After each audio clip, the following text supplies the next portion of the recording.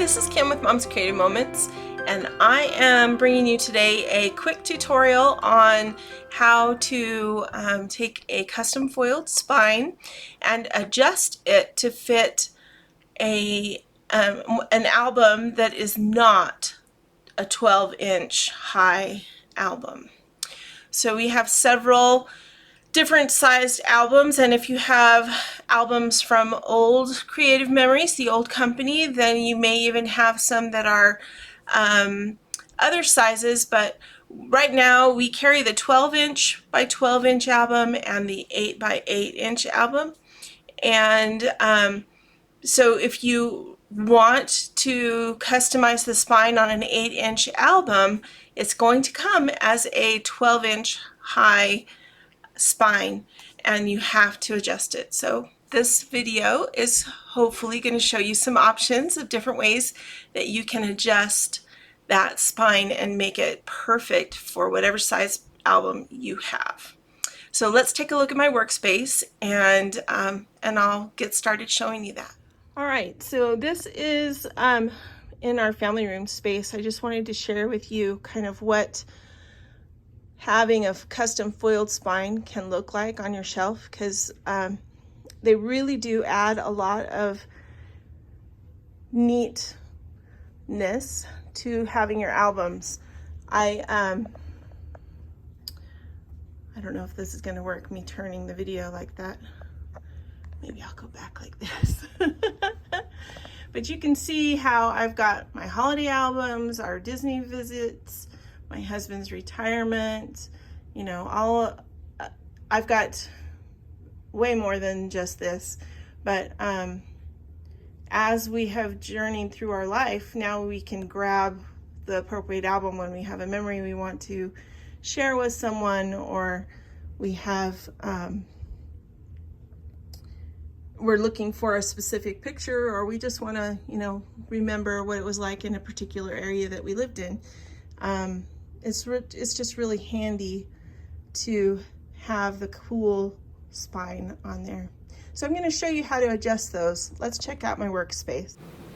Okay, what you see here on the desktop is an album that I customized a long time ago, and a new one that I'm going to customize today in our example. So this is an 8 by 8 album. You may recognize it. It came out, I don't know, probably a year and a half ago or so. And it does have foil on the front, so that's why it has a bit of a reflection. There you go. This one is from old CM, which you might recognize. This was our old 8 by 10 album, which was really fun for smaller types of layouts, and we don't currently have this size. We have our happy album size, which again is even another possibility. But you can see I have customized a spine for this album, even though it's only an 8 by 10 instead of a 12 by 12. And so I wanted to show you a little bit of how I did that. Let's just take the spine off of this one, and you can see that, so it's puckering just a little bit right here. But what I did to create this spine was I actually undid this, and then I trimmed the spine cardboard, and then I folded this back over after I trimmed it. And it became just like any other spine that we would use. You can see the corners are pointy because I cut the rounded edge off. But you can do this a couple of different ways, so I just thought I would show you in addition how you can do that. Okay, so in the process of getting a custom foil spine for this album, I actually accidentally was sent one that is not what I wanted. So this is the one that that I had wanted for this album, but accidentally they printed this one.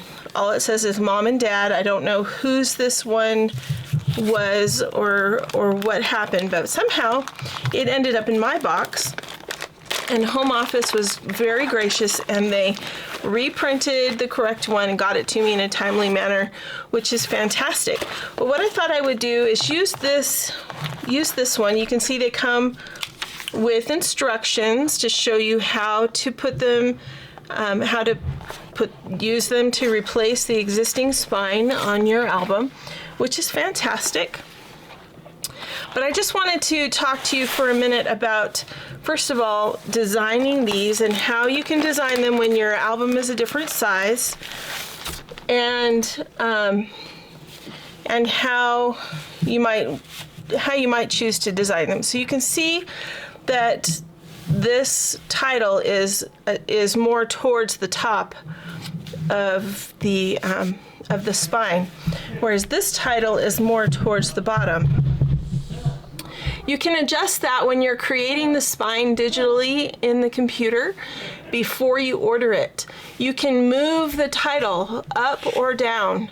You can keep it right in the center, whichever you think is going to work best. And there is a ruler on the side of the computer screen when you're designing it, so you can see where the top of the word that you're putting on your spine is going to fall. So if you know that you're creating this for an 8x8 or a 7x7 or a 8x10 or an 8.5x11 or whatever it is that you're creating, you know where the top of your page is because you know how tall your album is. Does that make sense? So when you purchase this, when you design it, you can design it so that this title is centered on your spine, or you can design it so that it is as high as possible towards your top of where the spine's going to stop. Okay, you can see this is not centered on my page. I designed this to go on an 8x8 album, so I adjusted it so that it was just below where the 8x8 would be, and it'll be nice and nicely centered, especially with my dates down here. And so that'll be perfect. This one would be a little bit too high, but as long as I didn't want these dates here at the bottom, I could still adjust that and use that on an 8x8 album if I wanted. So it just depends, how you want to design your spine. If you flip over your spine always comes with a sticker on it, and the sticker has a barcode, and it has several numbers which the Home Office knows, and then it will tell you the color of the ink, the color of the spine, and what you titled it. Because when you save your created digital spine, you have to give it a title so that so they can look it up if they need to, or you can look it up if you need to. This sticker does come off, and I suggest that if you're going to adjust your spine at all, that you should take this sticker off. So peel it up best you can and move it if you're going to cut it down. So you see it just peels right off, and you can adjust it. Now for this particular one, because it says Mom and Dad up here on the top, I'm probably going to adjust it down here, not at the top. So I probably could leave this sticker right where it is. But this allows you to, if for some reason you should have to replace this spine, it's very easy for Home Office to just scan this, and they know exactly what they need to do to replace that exact spine for you. Okay, the other thing is whichever end you're going to cut or trim, you just use your all-purpose tool or use something that's going to be flat, and you're going to peel up the book cloth on this end. Okay, you can fit an all-purpose tool right underneath the book cloth. Sometimes it does peel up the cardstock that this is built on. So try to be careful. But if it does peel up the cardstock at all, that's okay, because we're cutting this down, so none of this is going to really matter in the long run. Okay, so we're just going to peel it away just a little bit here. And actually, I'm trying to remember now when I did this other one how I did it. But I believe what I did was I got my trimmer, set my foot out underneath there, okay? Got my trimmer and I adjusted this so that it was the same size as the original spine. Okay, so we're going to measure this just to see, make sure it is exactly 8 inches, or if it's a little bit more. You can see it's actually 8 1/4 inches rather than being just 8 inches. It's 8 1/4. So that's important to know. Check the original spine before you start cutting. Okay, so 8 1/4 would be my finished size, and right now I want to cut this a full inch longer for this first cut so that I can have the book cloth be longer. Does that make sense? I'm sorry, I think I told you wrong in the way I did it before. Now this should be able to peel up. You don't want to peel a whole lot of it, only about 1 inch worth. And you can see somehow I got underneath or in between the folds of the paper.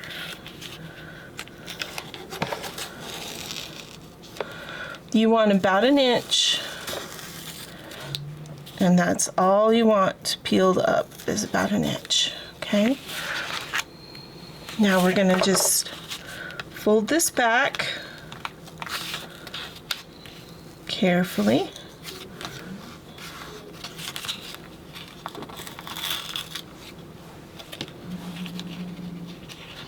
You could maybe even do just a little bit beyond 1 inch so that it's a little bit easier when you pull it back.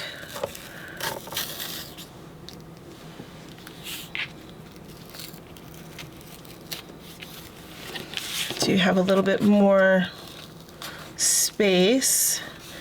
Try not to crease it at all, just sort of bend it back a little bit. Then you're going to take your trimmer. See, I have to go just a little bit further. I'm not quite back far enough. So I'm going to just bring it back even a little bit further. Because this is book cloth that it's made to be the same material that our albums are covered with, you don't really have to worry so much about cutting or damaging the color. You just want to not damage the cardstock as much as possible. Some of that's a little hard to do. Okay, so I'm going to measure this to 8 1/4 inches. Keeping it straight, I'm going to just pull this back as much as I possibly can. Keep that at 8 1/4. And I'm going to cut off that cardstock. Okay? Now I just use my regular adhesive. You can use whatever makes you happy, but I would just use either the super strong adhesive or your regular adhesive. And I would put some right along the edge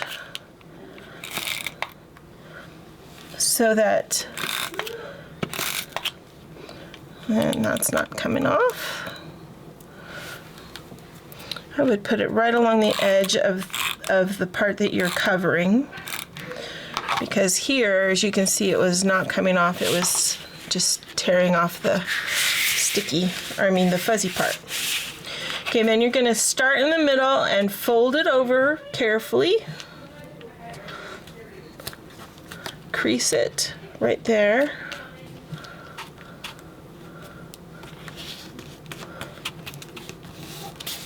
And it will keep it nice and stuck down. If you have a bone folder, I'm going to grab my bone folder real quick. And that will help you be able to make that a nice crisp fold along there.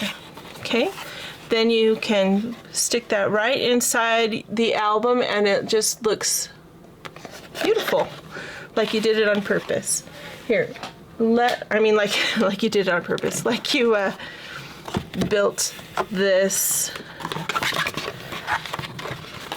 and ordered it just like this. No one would ever know that you had to fix it or modify it. And see how it just slips right in there, just like it would any other album. And then you just adjust it so that it's nicely centered on there. Of course, this one doesn't match as nicely because it's not one that I ordered. Remember, this was a kind of an oops that I ended up with by mistake. Another way that I thought of doing this and that I was going to show you is if you have the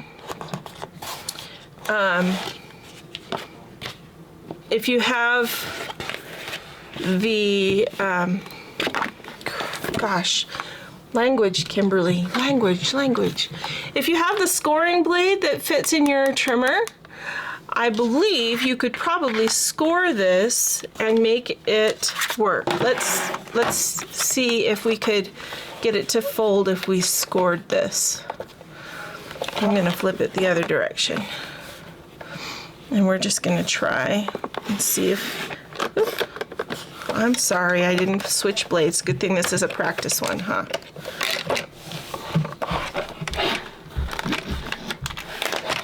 It's a Monday. What can I tell you? All right, there we go.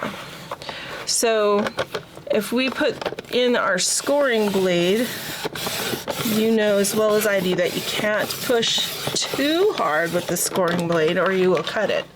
But if you scored that really, really well, then you could make a fold where it needs to fold. Use your bone folder even. Just like that. Right? Makes a beautiful crease and just folds it right on down. And then you can cut off whatever you don't need on the back, or you can leave it. There are some advisors that prefer or even recommend that you double up your binders. So when you get a custom spine like this, that you keep the original and just put the new spine over the top of the original. Of course, it would cover the whole thing, right? And then put the whole thing in there because they feel like it makes their album more sturdy to do it that way. And if you feel like, you know, you have so many pages in your album that having a double spine in there would help hold it together or keep it more stable, then by all means what else are you going to do with this piece? I don't know of anything else you could do with this piece. So you might as well just keep it and use it in your album. to keep it sturdy. Some people do, some people don't. So it's up to you. But see, so you can either do it the way I showed you at the beginning. You can peel this off and then cut it and then fold it over and utilize it that way. Or you can use your scoring blade and score it so that you know where it needs to fold over, and it makes a very nice crease. I think I'm going to try, the other one I did not have a scoring blade when I did it, so I couldn't really use that. So I'm going to try that with mine. I'm just going to use the scoring blade, and we'll see what we need to do in addition. Just trying to make myself a little bit more room here. All right, so we said we need it to be 8¼ inches. So we know, let's see, I'm gonna score it on this side, and I'm gonna move my sticker down here towards the bottom so that I know no matter what I do, I'm not going to cover that up. I won't forget to cover that up. I won't forget and, you know, fold it down and glue it and stuff. So here we go, 8¼ inches. I'm going to go ahead. I've got my scoring blade in here. I'm just going to go back and forth.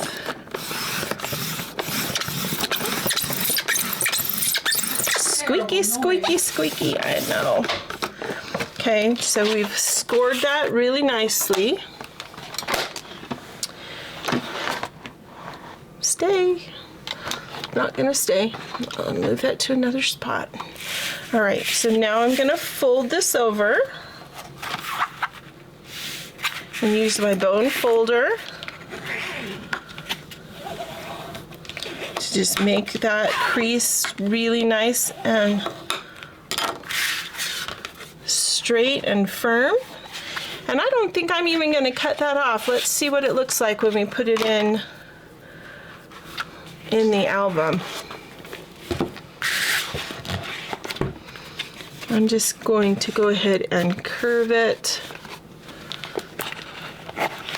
and then put it in here.